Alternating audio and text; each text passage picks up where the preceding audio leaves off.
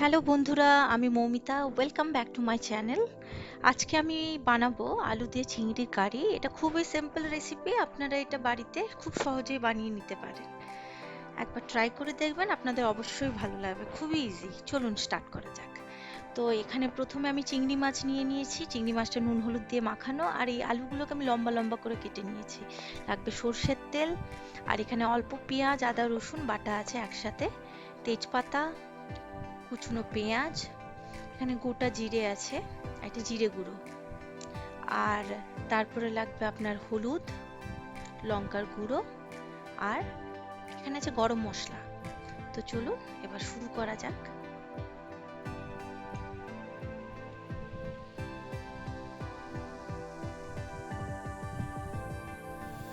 তো প্রথমে কড়াইতে তেল দিতে হবে।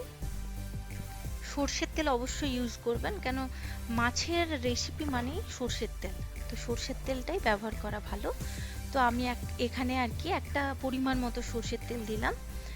তো রান্নাটা করতে গেলে আমি প্রথমে আগে আলু ভেজে নেব, তারপরে চিংড়ি মাছও ভেজে নেব। তাতে রান্নাটা খুব তাড়াতাড়ি, সহজেই, খুব কম কম সময়ে এটা হয়ে যাবে।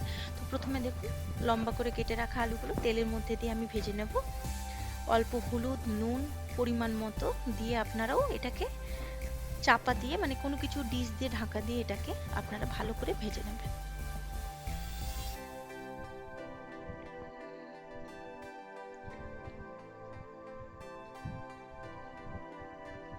নুন হলুদ দেওয়া হয়ে গেছে। এবার আমি একটা ঢাকনা দিয়ে ঢাকা দিয়ে ভালো করে আলুগুলো ভেজে নেব।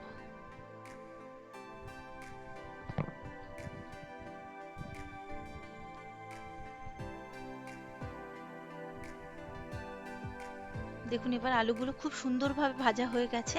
এবার আলুগুলোকে আমি একটা অন্য পাত্রে তুলে রাখবো।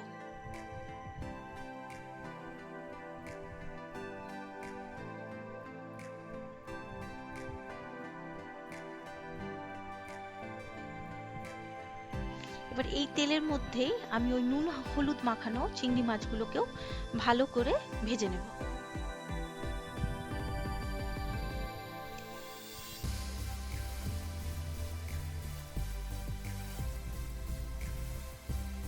চিংড়ি মাছগুলো ভালো করে ভাজা হয়ে গেছে। এবার আস্তে আস্তে ওই তেল থেকে চিংড়ি মাছগুলোকে তুলে নেব। এখানে ওই প্রথমেই যা তেল দিয়েছি, আমি ওই তেলের মধ্যেই আলুও ভাজলাম, চিংড়ি মাছও ভাজলাম। আর এই চিংড়ি মাছের তেলের মধ্যেই আমি মশলাগুলো দিয়ে রান্নাটা করব। এখানে কোনো নতুন করে তেলও অ্যাড করব না। আপনারা চাইলে করতে পারেন, এটা আপনাদের নিজের ব্যাপার, তবে আমি কোনো অ্যাড করব না। আমি এরই মধ্যে সামান্য পরিমাণ জিরে ফোড়ন দিলাম।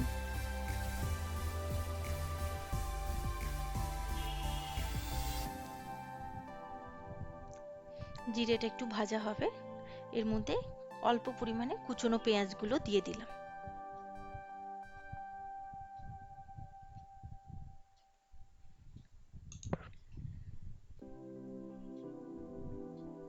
পেঁয়াজগুলো হালকা করে ভাজা হবে।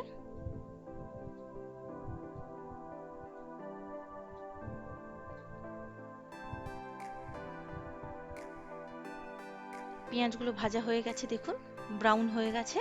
এবার এর মধ্যে ওই পেঁয়াজ আদা রসুনের যে পেস্ট পরিমাণ মতো আমি দিয়ে দেবো এতে।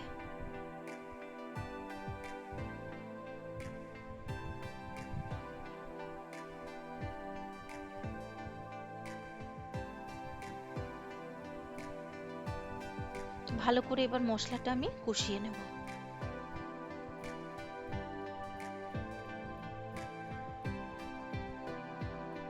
এবার এর মধ্যে দেব অল্প পরিমাণে জিরে গুঁড়ো।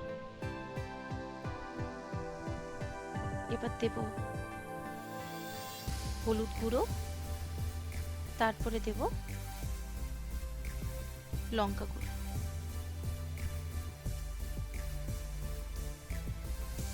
আমি এখানে তেজপাতাটা দিলাম, আপনারা চাইলে তেলেও দিতে পারেন, সেদিক থেকে কোনো অসুবিধে নেই।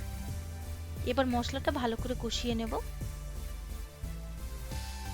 আর গ্যাসের যে আঁচটা একটু অল্প রাখবেন, মিডিয়াম আঁচে ভালো করে মশলাটা কষিয়ে নিতে হবে। আমি অল্প একটু চিনি দিলাম ব্যালেন্সের জন্য, একটু নুন দিলাম। দিয়ে ভালো করে নেড়ে কষিয়ে নেব আর একটু।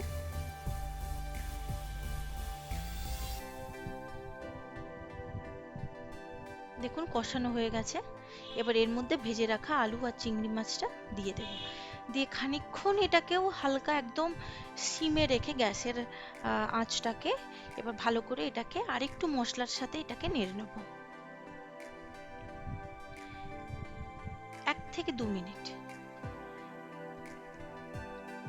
কিছুক্ষণ নেড়ে নিয়েছি। এবার এর মধ্যে পরিমাণ মতো জল দিয়ে এটাকে আবার কিছুক্ষণ একটা ঢাকনা দিয়ে ঢেকে রেখে ফুটিয়ে নেব।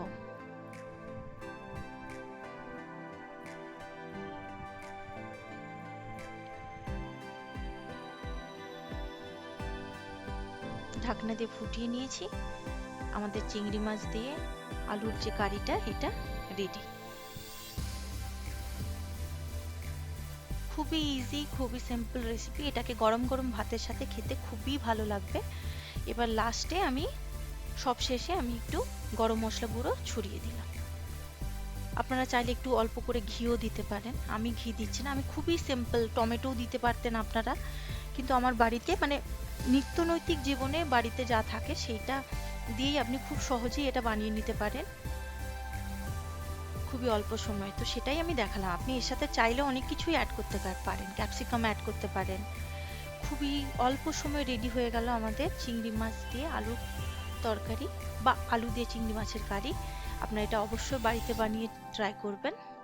আর ভালো লাগলে আমার চ্যানেলটাকে সাবস্ক্রাইব করে দেবেন, লাইক করবেন আর বেল আইকনটাকে অবশ্যই প্রেস করবেন নতুন নতুন রেসিপি পাওয়ার জন্য। Thank you so much.